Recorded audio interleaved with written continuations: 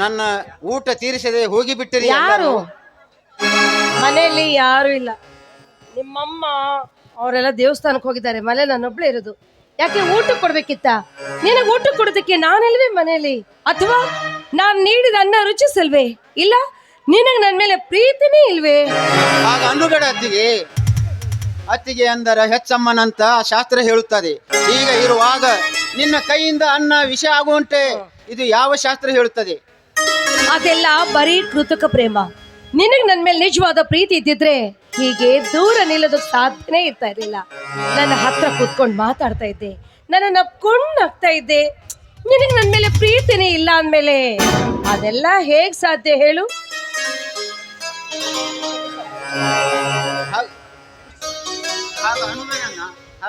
ತಾಯಿ.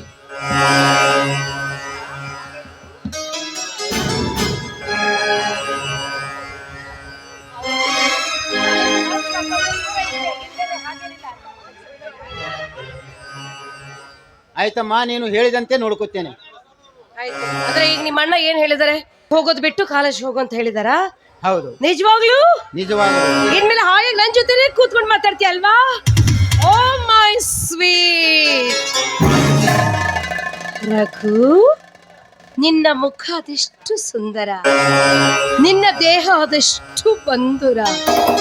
ನೀನ್ ಸದಾ ನನ್ನ ಜೊತೆ ಅಲಿದಾಡ್ತಾ ಇದ್ರೆ ನನಗೆ ಎಷ್ಟು ಸಂತೋಷ ಆಗುತ್ತೆ ಗೊತ್ತಾ?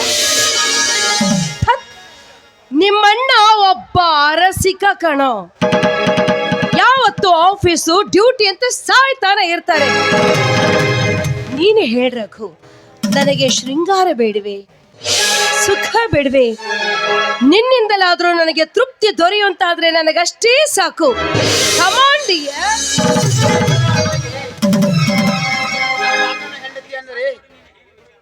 ಅತ್ತಿಗೆ ಸಾಕ ಮಾಡು ನಿನ್ನ ಹೀನ ವಿಚಾರಗಳನ್ನು.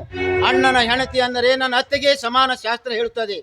ಹೀಗಾದ್ರೆ ಇಂಥ ಹೀನ ಗುಣ ಬುದ್ಧಿಯನ್ನು ನಿನ್ನ ಮನದಲ್ಲಿ ತರುಬೇಡ ರಘು.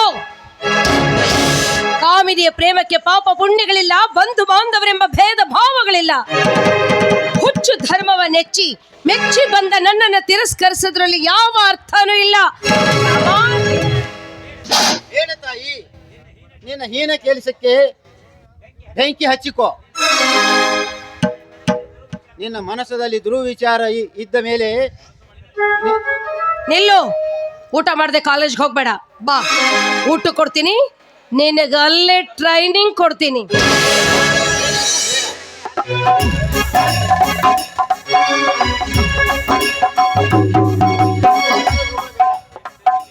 ನಿನ್ನ ಟ್ರೈನಿಂಗ್ಗೆ ಬೆಂಕಿ ಹಚ್ಚು. ನಿನ್ನ ಕೈಯಿಂದ ಊಟ ಮಾಡಿದರೆ ಈಗ ನಾನು ಮಾಡೋದಿಲ್ಲ. ನಿನ್ನಲ್ಲಿ ಇಂಥ ಹೀನ ಕೆಲಸ ಹೀನ ಬುದ್ಧಿ ಇದ್ದ ಮೇಲೆ ನಿನ್ನ ಕೈಯಿಂದ ನಾನು ಊಟ ಮಾಡೋದಿಲ್ಲ.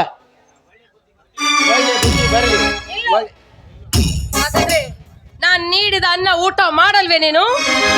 ಇಲ್ಲ ತಾಯಿ, ಹಾಗಾದರೆ ಊಟ ಮಾಡುತ್ತೇನೆ. ಯಾವಾಗ ನಿನ್ನ ಕೈಯಿಂದ ಊಟ ಮಾಡ್ತೀನಿ, ಮುಂದೆ ನಿನ್ನ ಬುದ್ಧಿಯನ್ನು ಬದಲಿಸಿ ನಿನ್ನ ಮಗನನ್ನು ಯಾವಾಗ ತಿಳಿತಿ ಆ ದಿನದಲ್ಲೇ ನಿನ್ನ ಕೈಯಿಂದ ಊಟ ಮಾಡುತ್ತೇನೆ.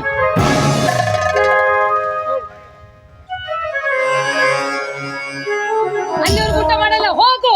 ಮಾಡ್ದಿದ್ರೆ ಹೋಗು. ಬರುತ್ತೇನೆ ತಾಯಿ, ಬರುತ್ತೇನೆ.